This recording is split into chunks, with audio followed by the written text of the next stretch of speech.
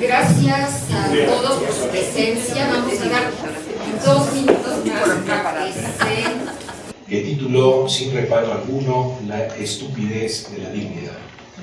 Y ese mismo año se da a conocer también la instrucción Dignitas Humanae, aprobada por el anterior Papa, Benedicto XVI, en donde sintetiza la posición de la Iglesia Católica que coloca a la dignidad en el centro de su propuesta ética y religiosa. Ya en el año 2003, la reconocida bioeticista Ruth Macklin, en un breve, sugestivo y polémico artículo, había dado razones para considerar a la dignidad como un concepto inútil. Las propuestas de Macklin y Pinker podrían ser dos buenos ejemplos del escepticismo con respecto al concepto de dignidad, mientras que la posición de la Iglesia y la de la Declaración adherirían a una concepción sustantivista de la dignidad, una suerte de propiedad metafísica inherente a la naturaleza humana. Me gustaría decir dos palabras sobre una y otra, la metafísica y la escéptica, y quiero proponerles para la discusión una tercera alternativa. La posición metafísica de la Iglesia Católica se puede sintetizar en 5 premisas. La dignidad se predica no solo del ser humano nacido, sino también del embrión. Segundo, la dignidad es una propiedad que no admite graduación desde la concepción hasta el fin de la vida. Tercero, la dignidad tiene un sentido religioso, puesto que el ser humano la posee por ser imagen y semejanza de su creador. 4. La dignidad es un valor absoluto y superior a cualquier otro que se exprese en términos de deseos, intereses o autonomías. Y 5. Las proposiciones anteriores tienen un valor universal y valen tanto para creyentes como no creyentes, con independencia de cualquier circunstancia histórica o biográfica. La declaración de la UNESCO, como era de esperarse, es más cauta, más conciliadora. No se pronuncia, por ejemplo, sobre la predicación del concepto de dignidad en el embrión, ni asume un concepto religioso del mismo, pero coincide con la instrucción en las premisas segunda, es decir, no graduación, en la cuarta, valor absoluto, y en la quinta, valor universal. Remito para esto a los artículos 8, 10 y 12 de la Declaración. Con todo, la Declaración deja un espacio amplio para referirse al concepto de autonomía, privacidad, responsabilidad y consentimiento, pero insisto, anteponiendo a los mismos el valor de la dignidad, lo que la sitúa, como ya he dicho, en una posición metafísica, solo que ahora en una metafísica secular y no religiosa. La postura escéptica de Macklin y Pinker, podríamos añadir también otros personajes como Peter Singer o el filósofo español Jesús Mosterín. Creo que podría sintetizarse en las siguientes premisas, también voy a dar 5. 1. La dignidad es un concepto vacío, sin significado, carece de algún sentido identificable. 2. Es una noción subjetiva e imprecisa que no está a la altura de las altas exigencias éticas que se le asignan. 3. Es relativa porque lo que se ha considerado y considera digno es muy diverso. 4. Puede llegar a ser un concepto dañino porque a menudo determinadas concepciones de la dignidad se imponen autoritariamente, causando daño a un buen número de personas. Y en quinto lugar, es un término que designa otros conceptos como el de respeto, el decoro o la autonomía personal, pero de manera más imprecisa y retórica. En lo personal pienso que ambas posturas, la metafísica y la escéptica, son cuestionables. La primera porque hace depender la adscripción de la dignidad exclusivamente a la pertenencia a la especie humana y no se ve por qué la personalidad normativa, moral, debe depender de una condición biológica. La segunda porque aun cuando admitiéramos que el concepto de dignidad hace referencia a otros conceptos como el de respeto o decoro, todavía deberíamos preguntarnos por qué debemos respeto o decoro a las personas. Si la respuesta es porque las personas son autónomas, el concepto de dignidad deja de ser confuso y se traslada la confusión al concepto de autonomía, cayendo en el mismo vicio que se pretende eludir. Cabría hacer la pregunta, ¿qué sucede con los seres desprovistos de autonomía o severamente limitados de la misma? En el ensayo de Macklin se critica con razón las concepciones religiosas o metafísicas de la dignidad, pero radicaliza, creo yo, a tal grado la autonomía que pierde de vista la dimensión empírica, fáctica de la autonomía en una suerte de kantismo a ultranza. Yo creo que existe una tercera alternativa, y es la que quiero proponerles para discutir, que consiste en entender la dignidad como un límite de lo moralmente admisible, cuyo contenido sería esencial o exclusivamente negativo. Este es el sentido de la segunda formulación del imperativo kantiano, que leo: obra de modo que nunca nos tratemos a nosotros mismos ni a los demás solo como simples medios, sino siempre y al mismo tiempo como fines. Pongo el acento en el nunca. Se trata de acceder al concepto de dignidad por vía negativa y reservar el concepto de autonomía para los merecimientos de los cuales somos capaces.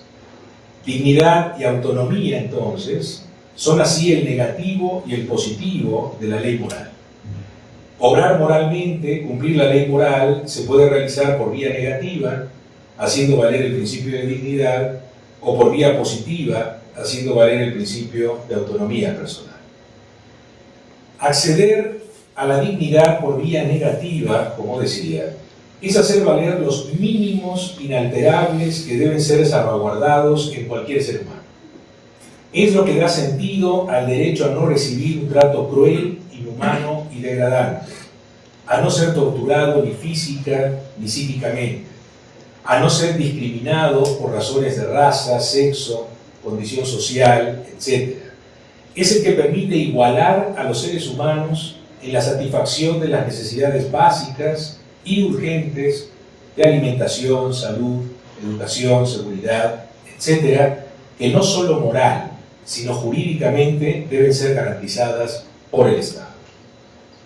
Tales son los sentidos genuinos de las nociones de privación, enajenación, vulnerabilidad o incapacidad, todas nociones negativas que quizás puedan ser resumidas en una sola expresión: no ser tratados con crueldad ni con humillación.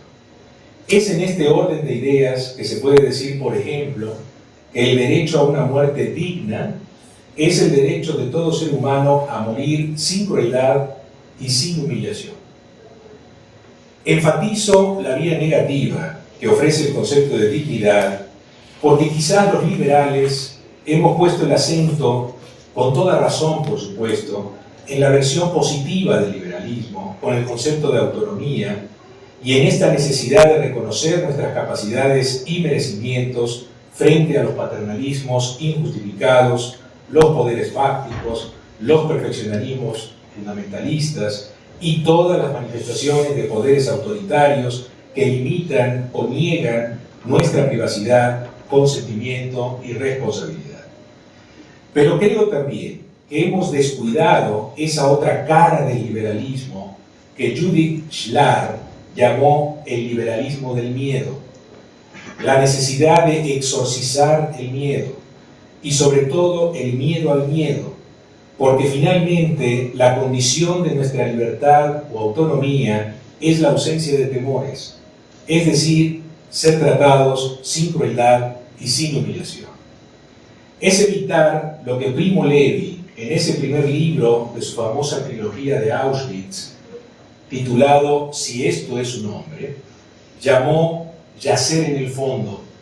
Voy a citar a Primo Levi. Imaginen ahora un hombre, dice Primo Levi, a quien además de sus personas amadas se le quitan la casa, las costumbres, las ropas, todo, literalmente todo lo que posee. Será un hombre vacío, reducido al sufrimiento y a la necesidad, falto de honra y de juicio, porque a quien lo ha perdido todo, fácilmente le sucede perderse a sí mismo, hasta tal punto que se podría decir sin remordimiento su vida o su muerte, prescindiendo de cualquier sentimiento de afinidad humana, en el caso más afortunado, apoyándose meramente en el valor de su utilidad. Comprenderán ahora, dice Primo Levi, el doble significado del término campo de aniquilación, y verán claramente lo que queremos decir con esa frase, yacer en el fondo. Yo creo que aquí no hay retórica, pero la pregunta obvia que hay que hacerse creo que es la siguiente. ¿Le queda algo a ese ser humano que yace en el fondo, incapaz en el momento de ejercitar alguna capacidad o exigir la satisfacción de sus necesidades básicas, pero que aún vive y puede ser reconstituido, al menos parcialmente, de cara al futuro? Quiero ser más específico con esta pregunta y recurrir a una polémica reciente entre dos filósofos de la moral, Jim Griffin y Marc Platz, que creo puede arrojar más luces para este debate. La polémica tiene que ver con el problema de la inflación o deflación de los derechos humanos y el principio de autonomía personal como criterio para determinar la extensión de esos derechos. Veamos. Ambos autores están de acuerdo en que los derechos deben hacerse extensivos a todo individuo, pertenezcan o no a la tradición occidental. Griffin se apoya para este punto en los trabajos de Charles Taylor, Joshua Cohen, Amartya Sen y sus análisis sobre el Islam, el budismo, el confucianismo y el hinduismo. Pero mientras Griffin pone el acento en lo que llama agencia normativa o personalidad individual, Platz lo hace en el reconocimiento de las necesidades, intereses o vulnerabilidades de las personas. Aclaremos de entrada que no existe un desacuerdo de Marc con Griffin en cuanto a la relevancia de la agencia normativa en el ámbito de la moral individual. Quizás Marc preferiría hablar, para entendernos rápido, del principio de autonomía, por el cual debemos dejar a los agentes racionales competentes tomar las decisiones importantes para su propia vida, según sus propios valores, deseos y preferencias, libres de coerción, manipulación o interferencias. O expresado en su versión más intuitiva y lapidaria, como dice el propio Marc, déjenme en paz. Pero el criterio de la agencia normativa o de la autonomía personal para determinar la extensión de los derechos le parece a Marc excesivamente restrictivo. El intento de hacer de la autonomía un tipo de valor supremo, como parece desprenderse de la propuesta de Griffin para justificar los derechos humanos, le parece a Marc no un perfeccionamiento de la tradición liberal, sino su abandono.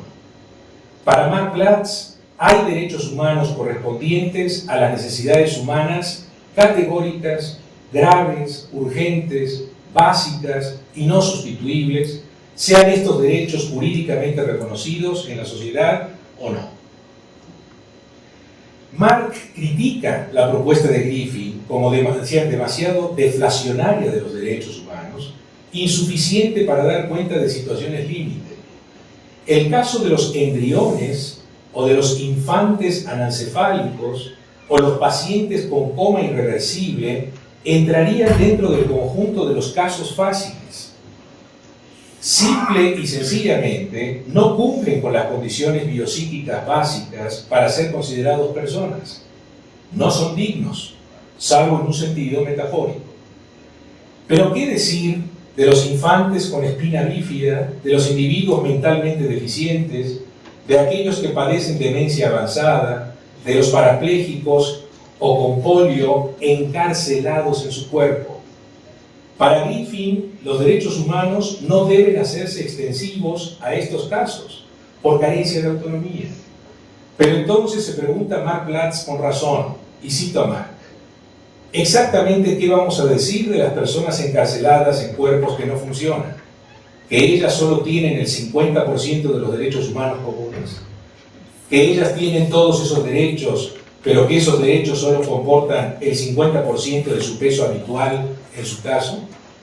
O incluso que no tienen ningún derecho humano en absoluto, pues simplemente no satisfacen la condición conjuntiva de la agencia normativa correspondiente a la explicación de Griffin de los componentes de la idea. Fin de la cita. En el ámbito jurídico, y a raíz del debate sobre el aborto, Jorge Carpizo propuso una distinción que resultó, creo yo, muy afortunada, pero muy limitada. Una cosa son los derechos subjetivos, decía Carpizo, y otra los bienes jurídicamente tutelados. Así, por ejemplo, entre los derechos subjetivos de la mujer y la existencia del feto que aún no desarrolla las condiciones biopsíquicas, existe una asimetría que justifica plenamente la protección de la primera sobre los segundos. El feto debe tutelarse constitucionalmente en tanto bien que merece serlo, pero no porque sea sujeto de derechos. Carpizo tiene razón, pero creo que sus ejemplos pertenecen al conjunto de los casos fáciles. Podría decirse lo mismo de aquellas personas que están en proceso o tienen severamente disminuida su agencia, pero que ya han desarrollado las condiciones biopsíquicas. Pienso que no. Y es en estos casos que el recurso a las necesidades básicas me parece con Platz la vía más razonable para que en su carácter de urgentes se construyan los derechos adecuados para procurar su satisfacción. Que estas necesidades no se agoten en las necesidades de libertad o de agencia y se deban hacer extensivas a las necesidades hedonistas, tomándonos muy en serio el principio por el cual asignamos valor al placer o disvalor al dolor, y que esta ampliación del criterio de las necesidades conlleve una inflación de derechos que dé cuenta de las personas vulnerables e incapacitadas, debe verse, creo, como un progreso moral y jurídico de posible, no imposible, satisfacción tanto en sede legislativa como en sede judicial. Para Platz, y estoy de acuerdo con él, el criterio de la agencia normativa o de la autonomía personal es insuficiente. El criterio de las necesidades es más radical, porque finalmente la debida valoración de la autonomía lleva consigo la valoración de las condiciones necesarias para su pleno ejercicio, lo que Dan Brock ha llamado ciertas capacidades funcionales principales. Dicho en otros términos, para ejercer la autonomía personal, primero es necesario formarla. La vía de las necesidades, con sus propiedades de carencia y urgencia, reitero, da cuenta de la noción de dignidad en un sentido negativo. Algunos autores, como Martha Nussbaum y Amartya Sen, prefieren un acceso positivo a la idea de dignidad recurriendo a la noción de capacidades y apelando a la autoridad de Aristóteles o de Adam Smith y no a la de Kant. Este último, según ellos, contrapone radicalmente la humanidad de los seres humanos a su animalidad. Por el contrario, el enfoque de las capacidades, y cito, mantiene una concepción totalmente unificada de la racionalidad y la animalidad.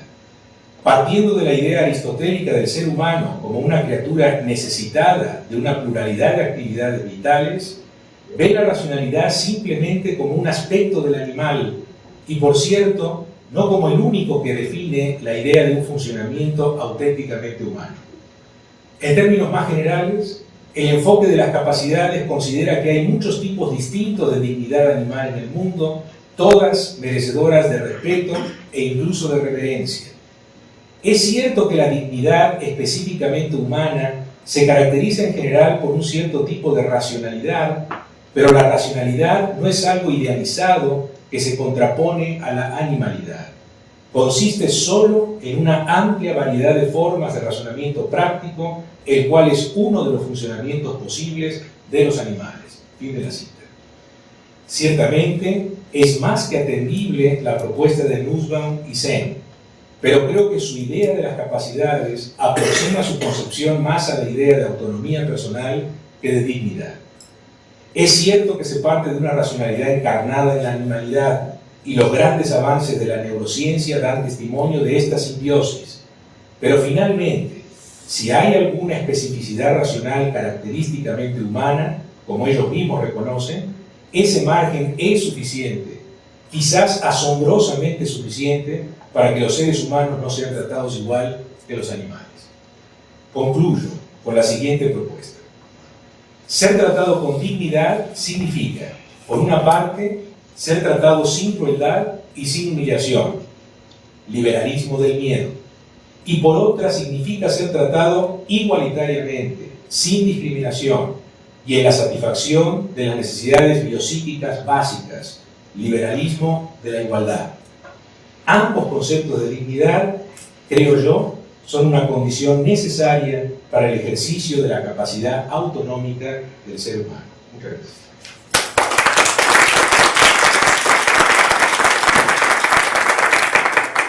Gracias, Rodolfo. Hemos hecho un cambio en el orden de las presentaciones. A continuación, tomará la palabra Bob Hall, de quien puedo decir que es profesor visitante de la Facultad de Filosofía y coordinador del programa de bioética de la Dirección de Investigaciones y Posgrado de la Universidad Autónoma de Querétaro. Es coordinador con Salvador Arellano del libro Casuística, una metodología para la ética aplicada. Y me pidió que mencionara que recientemente se ha nacionalizado mexicano, lo cual le da mucho orgullo. Adelante, doctor. Gracias, compatriota.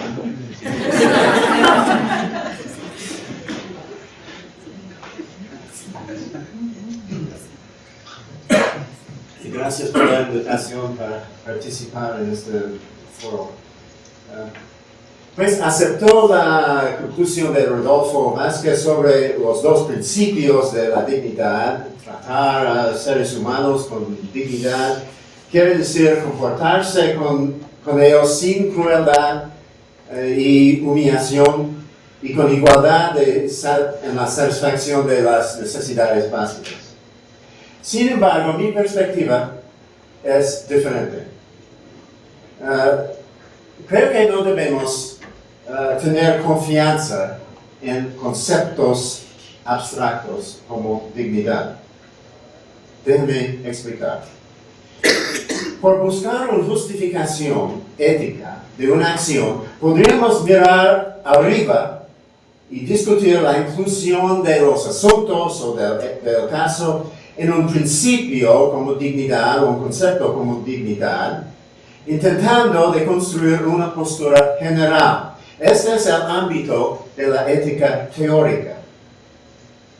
El principialismo, construcción de principios y deductivismo.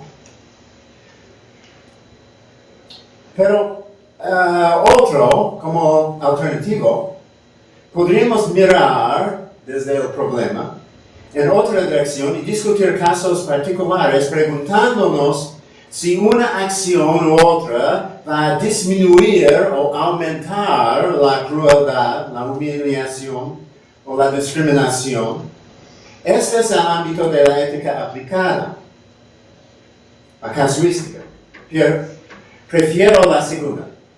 Prefiero considerar el concepto de dignidad como una pauta o una máxima común para tomar en consideración junto con analogías de casos paradigmáticos, opiniones fidedignas, consecuencias y los hechos, especialmente los hechos de los casos en cuestión. Creo que debemos tratar los conceptos abstractos como unas consideraciones, entre otros, con respecto a juicios morales, en vez de como principios fundamentales desde los cuales podemos deducir posturas generales. En mi opinión, el intento de formular definiciones de conceptos abstractos es jugar el juego de la ética en el campo del principialismo teórico. Esto siempre va a provocar problemas de especificación, y la justificación ética radica en la especificación de conceptos abstractos. Podríamos estar de acuerdo, por ejemplo, en afirmar un principio de no uso de biotecnología de manera en que va a disminuir la dignidad de la persona humana en manera discriminatoria. Pero, ¿qué quiere decir el concepto de dignidad? Y otro concepto abstracto, discriminación. Claro que podríamos estar de acuerdo en condenar discriminación como un insulto a la dignidad de una persona.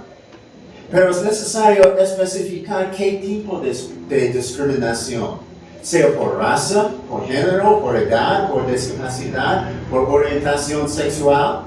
Además, es necesario especificar qué es el acto de discriminación. Es discriminación en servicios de salud, en empleo, en servicios públicos, en votación, en educación, en matrimonio. No sirve para nada decir, esto es discriminación, pensando que incluir este acto debajo de un concepto va a justificar la posición. Cada cultura tiene es distinto. Una insulta a la dignidad en una cultura no es insulta en otra cultura. La Declaración Universal de Derechos Humanos del ONU, basada en un concepto abstracto de dignidad, es claramente una formulación occidental de los derechos humanos. Pero no hay acuerdo universal al derecho de un individuo a elegir con quién casarse, o del derecho de votar, ni sobre el derecho del cuidado de la salud. La lista de desacuerdos en las especificaciones de estos derechos es interminable. Además, el alcance de dichas especificaciones de la dignidad claramente puede disminuir o incrementar. En los Estados Unidos, por ejemplo, está aumentando el alcance del matrimonio para incluir las parejas del mismo sexo, mientras que la autonomía de elección para terminar un embarazo está disminuyendo. Se puede apreciar el problema de especificación en la polémica entre Mark Platz y Jim Griffin, descrito por Rodolfo. El problema es cómo debemos demarcar el alcance o la jurisdicción de los derechos humanos. Esto es un problema del principialismo, porque si vamos a proceder de manera deductiva, necesariamente es necesario decidir si o no los principios aplican a casos al margen de su alcance normal. Es necesario debatir la jurisdicción de los principios para demostrar que un principio, una formulación del principio, o de Platz o de Griffin, es mejor que otra, con respecto a los asuntos en cuestión o con respecto a nuestras intuiciones. No es una estrategia para solucionar problemas específicos de la bioética, sino una disputa sobre principios. Mi principio es mejor que el suyo. O mi definición de la dignidad es mejor que el suyo. Esto frecuentemente quiere decir que mi definición liberal es mejor que del concepto de dignidad, por ejemplo, es mejor que su definición conservadora. Los filósofos feministas podrían anotar que este juego de principialismo, de definiciones de conceptos abstractos, es muy machista. Otro ejemplo, citado por Rodolfo. La Comisión Presidencial de la Bioética, en su informe Human Cloning and Human Dignity, es el título, 2003, condenó a la clonación afirmando que esto es poco ético por ser contrario a la dignidad de los seres humanos, sin decir en qué consiste la dignidad, o porque una persona clonada no tiene la dignidad de otras personas. El informe menciona la dignidad nada más 18 veces, es un libro, nada más 18 veces mencionó dignidad, cada vez afirmando que una práctica u otra es contrario a la dignidad humana, sin decir qué es la dignidad, ni cómo, ni por qué la clonación es contrario a esta dignidad. Estratégicamente, si jugamos el juego en el campo de conceptos abstractos, tratando de definir dignidad, por ejemplo, de manera liberal, vamos a perder el juego a los demagogos, los ideólogos, tales como la Comisión Presidencial de George Bush, el idiota. Porque ellos pueden manipular estas abstracciones de manera demagógica y no vamos a ganar este problema. Apelación a un concepto sin especificación no es una justificación y tenemos que preguntar a ellos qué quiere decir dignidad y cómo funciona este. No hay ningún daño en el uso de términos abstractos como dignidad y la autonomía para representar una variedad de derechos y libertades, siempre y cuando este no implique que un acto específico es moralmente justificado por su mera subsunción bajo estos conceptos o principios abstractos. Justificación no es simplemente por deducción desde principios. La justificación moral es un proceso social de ofrecer razones relacionadas a las consecuencias de nuestras acciones, incluyendo daño a la dignidad de individuos, si se puede especificar cuál es el daño. Esto me lleva al asunto, el título de mi presentación, de mejoramiento y transhumanismo. Puedo expresar mi opinión muy sencillamente. La pregunta general es: ¿hacer cambios en la naturaleza humana por medio de la biotecnología disminuya o destruya la dignidad humana o no? Mi respuesta es que la pregunta de ese concepto de dignidad es demasiado abstracto para servir como un principio en pro o en contra al mejoramiento en general. En su libro Enhancing Evolution, John Harris ha argumentado efectivamente en contra de varios principios generales propuestas por la condenación del mejoramiento de la naturaleza humana. Por ejemplo, se ha sugerido la distinción entre terapia y mejoramiento. Prozac para aliviar depresión, sí. Prozac para mejorar la concentración, funciones cognitivas, no. Cirugía plástica reconstructiva, sí. Cirugía plástica estética, no. O al menos no pagado por el Estado. Uno es procedimiento de terapia, otro es mejoramiento. Terapia sí, mejoramiento no.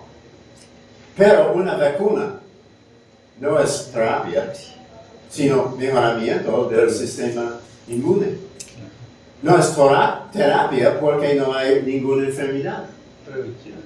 Cuando estoy tomando esta cafeína ahorita, ¿es terapia para mi cerebro envejecido? ¿O es mejoramiento para mantenerme alerta en esta hora de la mañana? Otro ejemplo es el principio muy general con respecto a la medicina genética recomendado por la bioeticista George Annas y la Comisión Presidencial de la Bioética. Cambios genéticos de células somáticas, sí. Cambios de células germinales, cambios genéticos de células germinales reproductivas, no. Pero, ¿qué pasa si es posible erradicar enfermedades hereditarias como fibrosis quística, Huntington's o Tay-Sachs solamente por cambios de células germinales? Pues quizás sí es terapia, no es mejoramiento.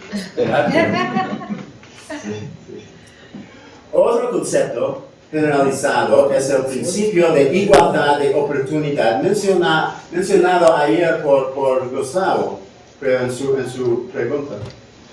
4 profesores de la bioética en los Estados Unidos han sugerido que no es justo dar ventajas de mejoramiento a los ricos, mientras estas mejoras quedan incancelables a los pobres. Pero, como indicó el profesor Harris, distinguido, existe el sistema de educación universitaria y otros aspectos de la vida. De hecho, 3 de esos profesores, de esos 4 profesores, están enseñando política pública en Harvard University, dando ventajas a los ricos, no disponibles a los pobres. Debo anotar y enfatizar que argumentos de profesor Harris en contra a estas condenas generalizadas del mejoramiento son primariamente ejemplos de casos contrarios, casos en contra, counterexamples, we say in English, counterexamples para principios generalizados.